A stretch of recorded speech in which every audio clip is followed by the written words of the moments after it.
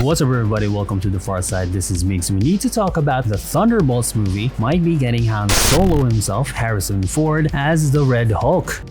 No reward is worth this. Also, we haven't heard anything from Armor Wars' development in a hot minute, but now we hear it changed from a Disney Plus show to a movie. I'll discuss my thoughts on the casting, as well as discuss theories about how the Red Hulk origins might take form in the MCU. Maybe some comic book tie-ins for the events of Captain America New World Order leading up to the Thunderbolts movie. If you're new to the channel, we talk Marvel, Hot D, and probably DC. Please like, share, and subscribe. We really appreciate your support. But enough about that, let's break it all down. Let's go. So rumors are that Harrison freaking Ford is a top choice for Marvel as replacement for the late William Hurt, who has played the character of Thaddeus Ross since 2008. This tidbit comes courtesy of a tweet from Jeff Snyder via his podcast The Hot Mic, saying though Marvel insiders deny he has been cast in the movie at this time, multiple sources indicate that Harrison Ford either is or was the studio's top choice to star in Thunderbolts as General himself. It's unclear if he already passed. The rumor comes with info that the role is for the upcoming film Thunderbolts, set to close out Phase 5 by July 2024. Kevin Feige unveiled the initial lineup for the film in D23, but made no mention of the General joining the cast.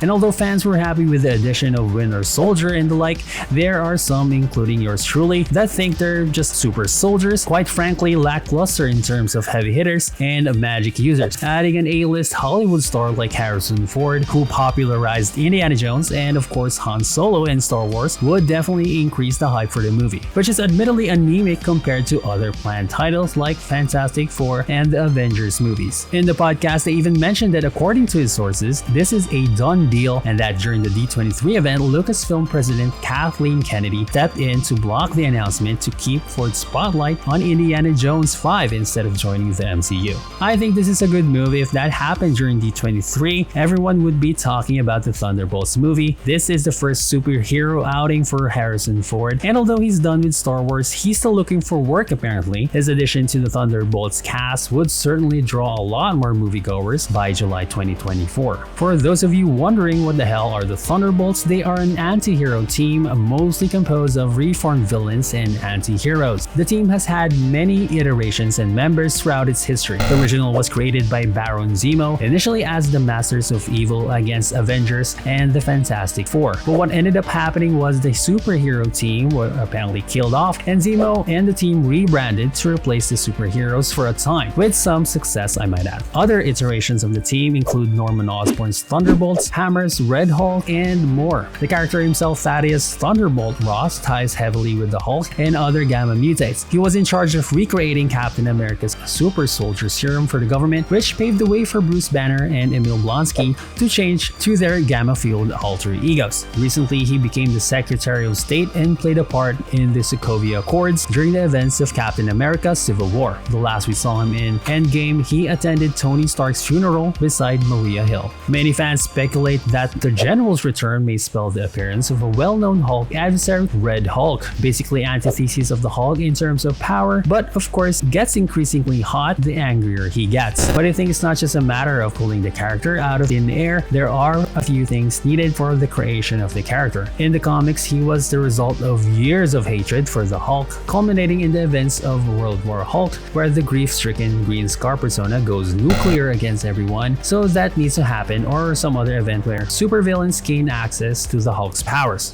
The Intelligentsia, who's been introduced recently in She-Hulk, siphons the Hulk's gamma radiation, transfers it to Thaddeus Ross, creating the Red Hulk. Some of the groundwork seems to have been established in the MCU, and something needs to happen by the end of She-Hulk that eventually ties into the leader and MODOK getting hold of her blood, enabling the creation of other Hulk personas. It's too early to tell what the plot is at this point, and we can only speculate what the addition of the General would mean for the movie, but we can base on some of the story arcs in the comics as well as any events that has happened in the MCU. D23 showed us the leader will come back in Captain America New World Order, played by Tim Blake Nelson, another movie we know very little about, but as the name of the movie implies, a new power comes into play. should the secrets of She-Hulk's blood be taken by intelligentsia by the end of the season and tie that with the likes of the leader, we might see the rise of multiple gamma mutates like during the events of Fall of the Hulks and World War Hulk storyline in the comics. Truly crazy stuff happens there, and the heroes hulked out like Deadpool, Thor, and others, and they appeared to attack government agencies with the help of the leader's telekinetic puppets, of course, which sparked the public turning against these heroes. With the disillusionment of the population from superheroes, we can move on to the creation of the replacement team. Into the Thunderbolts movie, maybe a new law will be set, a version of the Sokovia Accords, and the tables may be turned. Heroes are on the run and rounded up by this new superhero police force. In the recent comics Thunderbolts issue number 1, General Ross recruited a cast of anti-heroes to form his own team of Thunderbolts, and those guys were over the top. I mean, these were the type of guys that don't have any compunctions about obliterating their enemies. That's a line that most of our typical superheroes would never cross, and these guys go over it on a regular basis. If we're talking about Agent Venom, Elektra, the Punisher, and Deadpool, come on, look at this lineup, it's crazy good.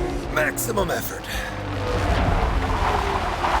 We all know Deadpool and how he is, but with recent announcement from Ryan Reynolds and the timeline of Deadpool 3, the possibility of a cameo is not that great. John Bernthal's Punisher, now that's a great addition, and with recent rumors surrounding his return to the MCU, we'll have to wait to find out. In any case, we can expect the MCU to turn much darker. It's shaping up to be the upset to the equilibrium where the heroes who save reality from Thanos' snap turn to bad guys in the public eye. And the addition of Harrison Ford may very well spell success for Marvel. This has been the timeline of my career so far. In other Marvel news, the Disney Plus show Armor Wars starring Don Cheadle as James Rhodes aka War Machine gets an update. We saw his character appear in Secret Wars trailer, and they have confirmed that the series will tie into Armor Wars. This movie will be based on the comics of the same name. I'm very interested to see how it all heads up. Possibly the Skrulls will have shared some of the tech to other people, and I'm hoping to see Hammer make an appearance front and center of getting Stark tech. And it would be very interesting to see what happens. That's it for me, guys. If you like this content, please like, share, and subscribe. It would really help the channel grow. Thank you for watching, keep rocking out there, and see you on the next one.